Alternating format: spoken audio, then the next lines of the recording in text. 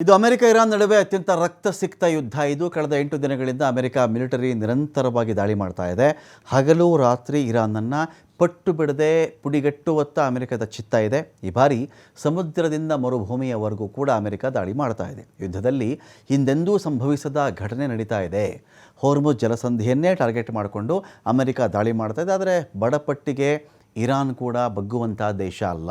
ಹಾಗೊಂದು ವೇಳೆ ಆಗಿದ್ದಿದ್ದರೆ ದಿನವೊಂದಕ್ಕೆ ಮೊದಲ 4 ಗಂಟೆಗಳಲ್ಲೇ ಫೆಬ್ರವರಿ 28ಕ್ಕೆ ದಾಳಿ ಆಗುತ್ತಲ್ಲ ಇರಾನ್ನ ಮೇಲೆ, ಇದಾದ ಮೇಲೆ ಕೆಲವು ಗಂಟೆಗಳಲ್ಲಿ ಸಾವಿರಾರು ಕ್ಷಿಪಣಿಗಳನ್ನು ಅಮೆರಿಕ ಹಾರಿಬಿಟ್ಟಾಗಲೂ ಕೂಡ ಇರಾನ್ ಸರ್ವನಾಶವಾಗಲಿಲ್ಲ.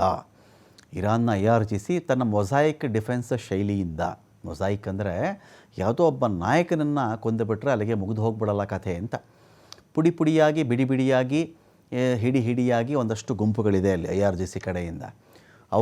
ಅವರೇ ಕಮಾಂಡಲ್ಲಿ, ಅಲ್ಲಿ ಯಾರ್ದೋ ಒಬ್ರದ್ದು ಆರ್ಡ್ರ್ ಬರಬೇಕು, ನಾವು ಅಲ್ಲಿವರೆಗೂ ವೆಯ್ಟ್ ಮಾಡೋಣ, ಅವ್ರ ಆರ್ಡ್ರ್ ಕೊಟ್ಟ ಮೇಲೆ ನಾವು ದಾಳಿ ಮಾಡೋಣ, ಅದೆಲ್ಲ ಇಲ್ಲ. ಯಾಕಂದರೆ ಎಷ್ಟೊಂದು ಜನ ಸೈನಿಕರು, ಸೇನಾ ಮುಖಂಡರು ಸತ್ತೋಗ್ಬಿಡ್ತಾರಲ್ಲ ಒಂದೇ ದಿನ. ಮುಖಂಡರಿಲ್ಲದೆ ಆಗಿಬಿಟ್ರೆ ಸೈನ್ಯ ಗಲಿಬಿಲಿಗೊಂಡು ಬಿಡುತ್ತೆ, ವಿಚಲಿತವಾಗಿಬಿಡುತ್ತೆ ಅಂತ ಲೆಕ್ಕಾಚಾರ ಇತ್ತು.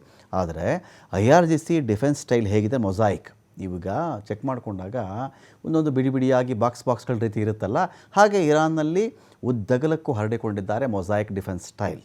ಅವ್ರಿಗೆ ದಾಳಿ ಮಾಡಬೇಕಾ ಮಾಡ್ತಾರೆ. ಒಬ್ಬರು ಟೆಹರಾನ್ ದಾಳಿ ಮಾಡಬೇಕಾ ಅಲ್ಲಿಗೆ ಮಾಡ್ಕೊಳ್ತಾರೆ, ಒಬ್ಬರು ಕುವೈತ್ ಮಾಡಬೇಕಾ ಅಲ್ಲಿಗೆ ಮಾಡ್ಕೊಳ್ತಾರೆ, ಒಬ್ಬರು ಇನ್ಯಾವುದೋ ಖತಾರ್ ಮಾಡಬೇಕಾ ಅಲ್ಲಿಗೆ ಮಾಡ್ತಾರೆ, ದುಬೈಗೆ ಹೊಡಿಬೇಕಾ ಅಲ್ಲಿಗೆ ಹೊಡಿತಾರೆ, ಅಮೆರಿಕದ ಸೇನಾ ನೆಲೆಗಳಿಗೆ ಹೊಡಿಬೇಕಾ ಅಲ್ಲಿ ಹೊಡಿತಾರೆ, ಇನ್ಯಾರಾದರೂ ಬೇರೆ ದೇಶಗಳ ಬ್ರಿಡ್ಜ್ ಹಾಳು ಮಾಡಬೇಕಾ, ತೈಲ ಘಟಕ ಹಾಳು ಮಾಡಬೇಕಾ, ಈ ರೀತಿ ಅವರೇನು ಮಾಡ್ತಾರೆ, ಬಿಡಿಯಾಗಿನ ಫೈಟ್ ಮಾಡೋ ಮೂಲಕವಾಗಿ ಅಮೆರಿಕವನ್ನು ಕಾಡಿ ಕಂಗೆಡಿಸಿದ್ರು.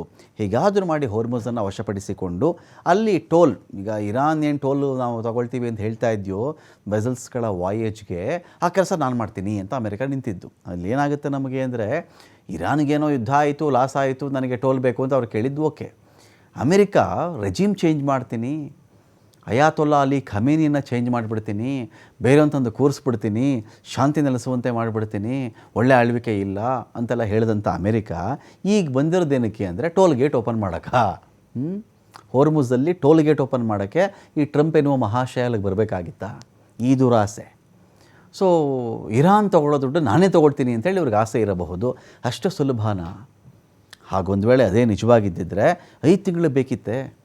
5 ತಿಂಗಳು, 2ನೇ ತಿಂಗಳು ಫೆಬ್ರವರಿ ಎಂಡ್ಗಪ್ಪ ಶುರುವಾಗಿದ್ದು, ಈಗ ಜುಲೈ ಇನ್ನೇನು ಮುಗಿತಾ ಬಂತು ಅಂತ ಅಂದ್ಕೊಂಡ್ರೆ 5 ತಿಂಗಳು ಬೇಕಿತ್ತ ಅಂತ ಬಂದಾಗ ಅದು ಪ್ರಶ್ನೆ ಇದೆ.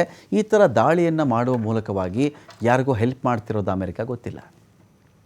ಹೋರ್ಮುಜ್ ಪ್ರವೇಶಿಸುವ ಮೂಲಕ ಇರಾನ್ಗೆ ಪಾಠ ಕಲಿಸ್ತೀವಿ ಅಂತ ಹೇಳ್ಕೊಳ್ತಾ ಇರೋದು. ಆದರೆ ಇಲ್ಲಿವರೆಗೆ ಸೈನಿಕರು ಹೋರ್ಮುಜಲ್ಲಿ ನೆಲೆ ನಿಲ್ಲಲ್ಲ. ಅಮೆರಿಕ ಸೈನಿಕರು ಎಲ್ಲಿವರೆಗೆ ಇಳಿಯೋಕ್ಕಾಗಲ್ಲ, ಅಲ್ಲಿವರೆಗೂ ಅಷ್ಟು ಸುಲಭ ಅಲ್ಲ. ಕ್ಷಿಪಣಿ ಇವರೊಂದು ಹೊಡೆದ್ರೆ ಅವರೊಂದು ಹೊಡಿತಾರೆ, ಇವ್ರು 10 ಹಾರಿಸ್ತಾರೆ, ಅವ್ರು 2 ಹಾರಿಸ್ತಾರೆ. ಸೊ ಇರಾನ್ನ ಅತಿ ದೊಡ್ಡ ನೌಕಾ ಪ್ರಧಾನ ಕಚೇರಿಗಳ ಮೇಲೆ ದಾಳಿಯಾಗಿದೆ. ಬಂದರ್ ಅಬ್ಬಾಸ್, ಚಬಹಾರ್ ಬಂದರು ಮತ್ತು ಕೆಶ್ಮ ದ್ವೀಪ, ದಕ್ಷಿಣ ಕರಾವಳಿಯ ರಕ್ಷಣಾ ನೆಲೆಗಳು, ಕ್ಷಿಪಣಿ ಡ್ರೋನ್ ಸಂಗ್ರಹ ಸೌಲಭ್ಯಗಳು, IRGC ಕಮಾಂಡ್ ಸೆಂಟರ್ ಮೇಲೆ ದಾಳಿ ಮಾಡಿರೋದು ಅಮೆರಿಕ.